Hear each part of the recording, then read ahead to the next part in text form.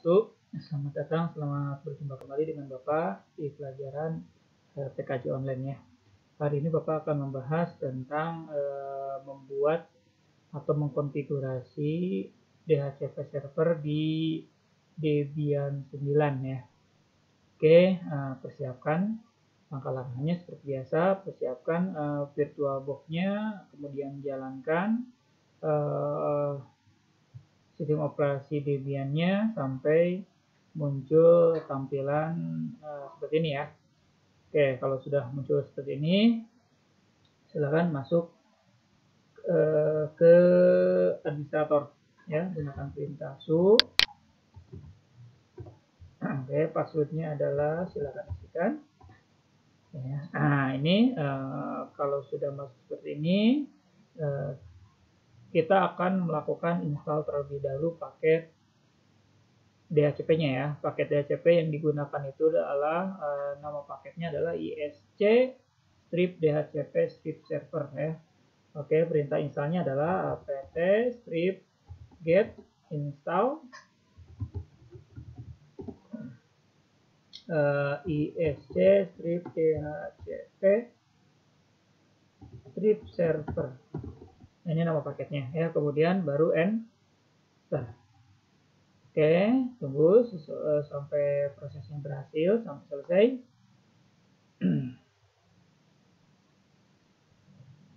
Oke, kalau sudah selesai, kita bisa langsung melakukan konfigurasinya ya. Kita langsung buka konfigurasinya. Kita bersihkan dulu layarnya. File konfigurasi ada di folder etc ya. Seperti biasa, kita masuk dulu ke direktori etc-nya menggunakan perintah cd /etc /dhcp ya. Nah, enter ya. Kita coba tampilkan filenya. Nah, kalau sudah ada file konfigurasi, yang akan kita edit adalah file dhcp-d-con ya. Gunakan perintah nano untuk melakukan konfigurasinya. dhcp nano dhcpd-con ya. Ini file konfigurasinya. Oke, kalau sudah masuk konfigurasi, kita langsung saja atur beberapa file yang sederhana ya. Jadi kita melakukan konfigurasinya konfigurasi sederhana. Ya, konfigurasi sederhana itu sangat mudah. Pertama, cari kata-kata option domain name ini. Silakan ganti dengan domain yang sudah kalian buat sebelumnya ya. Oke. Server tkj.com. Ini nama domain yang sudah dibuat. Kemudian option domain name-nya, kalau di sini ada 2, kita pakai koma ya. Nah, ini misalnya pakai koma, baru kita isikan DNS-nya. DNS biasanya kalau di Windows ini sering kita di DNS ya, DNS di bawah itu menggunakan DNS Google ya. Nah, kita masukkan aja DNS atau IP server kita 192.168.10.1. Nah, koma, kemudian barulah masuk DNS Google ya, 88.8.8.8 atau mau satu lagi 4 boleh ya, 8.8.4.4. Ini biasanya dimunculkan pada saat kalau konfigurasi di Windows manual itu di paling bawah ya. Ada domain name server alternate, alternatif, dan primary. Itu biasanya digunakan seperti itu.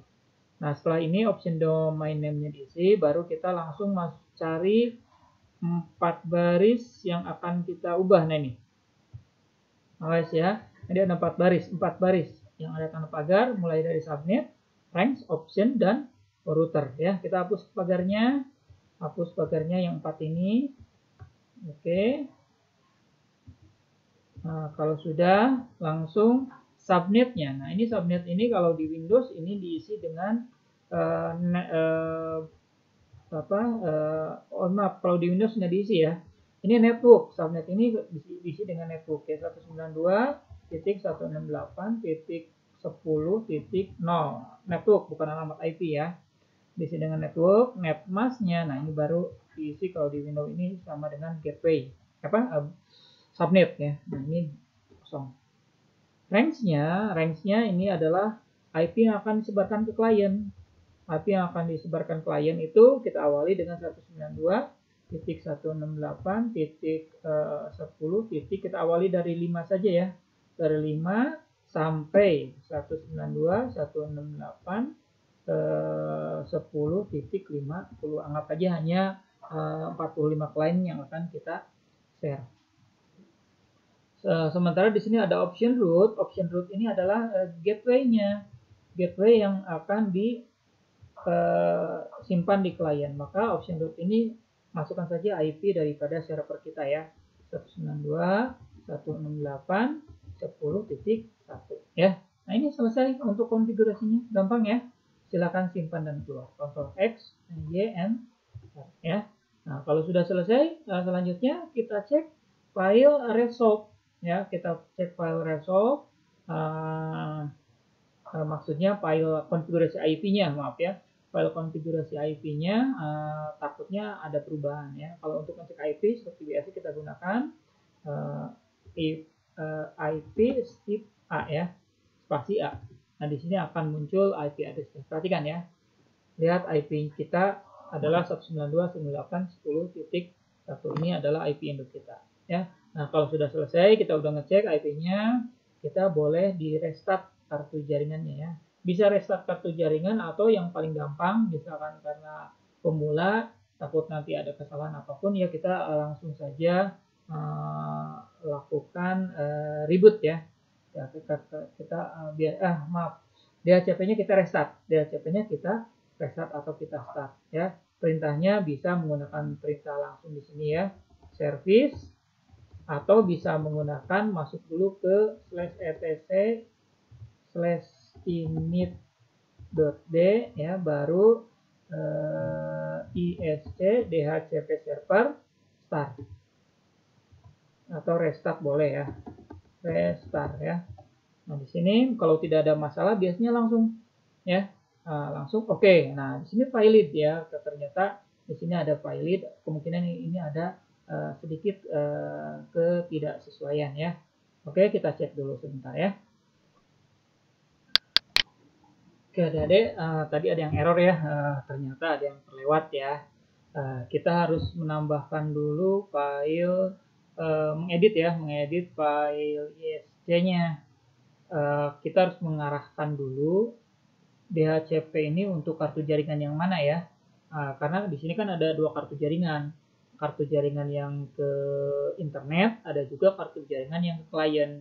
Nah, kita harus memilih dulu kartu jaringan yang mana yang akan dibagikan ke DHCP-nya, untuk kliennya yang mana. Nah, untuk mencari atau mengatur kartu jaringan, pemilihan kartu jaringan untuk pelayanan DHCP server, filenya ada di folder etc default isc dhcp server ya. Nah, ini. Nah, di sini tadi kan sudah melihat konfigurasi IP address ya, menggunakan perintah if a. Nah, ini masukkan kartu jaringannya. Kartu jaringan yang diketahui itu di if a itu adalah enp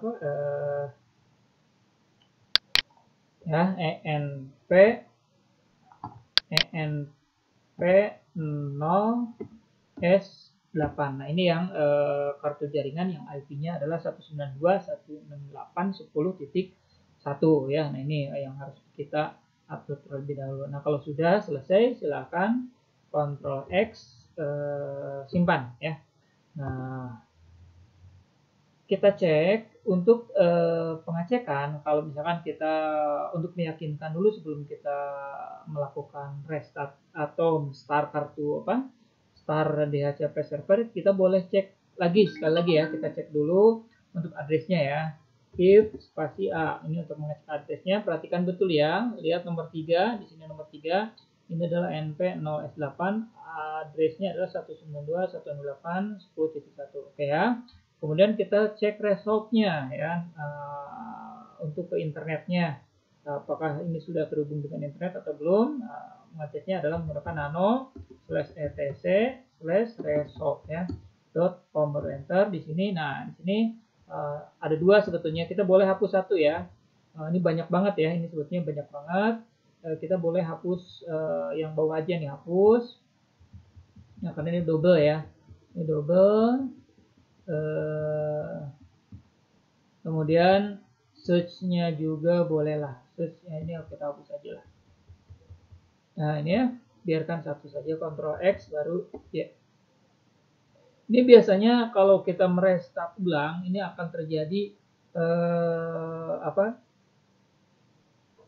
perubahan balik berubah atau otomatis karena setting kartu jaringan yang ada di sini menggunakan DHCP dari pusat ya. Jadi dari internet DHCP-nya dari router internet, maka setiap berubah ini akan selalu menjadi 80. Tapi nggak apa-apa ya.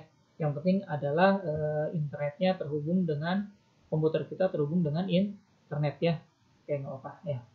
Oke, kalau sudah silakan restart atau start ya. Perintahnya kita karena tadi restart itu gagal, kita coba menggunakan perintah start ya. Gunakan perintah /etc/init.d isc spasi dhcp strip server start. Nah ya, kita mulai ya. Oke, di sini sudah berhasil nih. Berarti di sini oke, tidak ada masalah. Nah, kalau oke, silakan kita langsung masuk ke konfigurasi di Windows-nya sendiri di klien. Nah, kita cek di disablekan ya. Kita disablekan dulu yang VirtualBox-nya ya, yang VirtualBox-nya kita disablekan, baru kita enablekan kembali. Oke, kita enablekan kembali agar dia memperoleh IP secara otomatis dari server. Kemudian klik kanan, klik status. Klik status, oke. Klik detail. Ya, klik detail. Nah, perhatikan di sini. Nah, di sini bahwa DHCP yes ya, tapi posisinya masih auto konfigurasi ya. Oke, kita tunggu sebentar. Mudah-mudahan masuk ya. Kalau misalkan ternyata masih nggak masuk, kita boleh melakukan reboot saja komputernya ya. Kita yang paling gampang kita reboot saja komputernya ya. Oke ya, nah ini ada beberapa trik kalau misalkan suatu saat kalian tidak bisa langsung mendapatkan IP address ya. Beberapa trik dan kemungkinan beberapa masalah ya.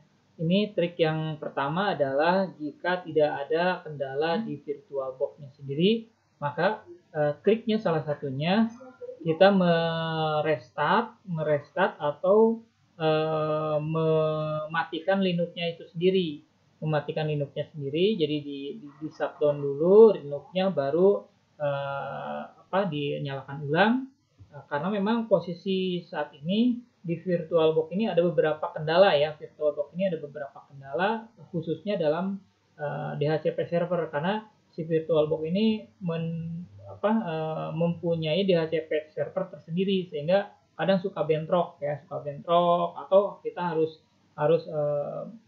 ngakalinnya. Tetapi salah satunya itu ya, yang pertama matikan saja dulu Linux-nya, baru nyalakan lagi ya. Yang kedua, jika proses itu masih belum berjalan, itu kemungkinan DHCP server dari VirtualBox itu sendiri sudah berjalan atau ada yang sedang aktif. Itu bisa didisablekan. Caranya adalah kita bisa masuk ke Task Manager ya. Di sini kita ketikkan Task Manager-nya. Nah, di sini Task Manager. Kalau misalkan ada VirtualBox yang sudah berjalan ya. Nah, di sini kalian tinggal dicari saja VirtualBox DHCP server. Ya, nanti kebetulan di sini nanti ada VirtualBox DHCP server di sini ya.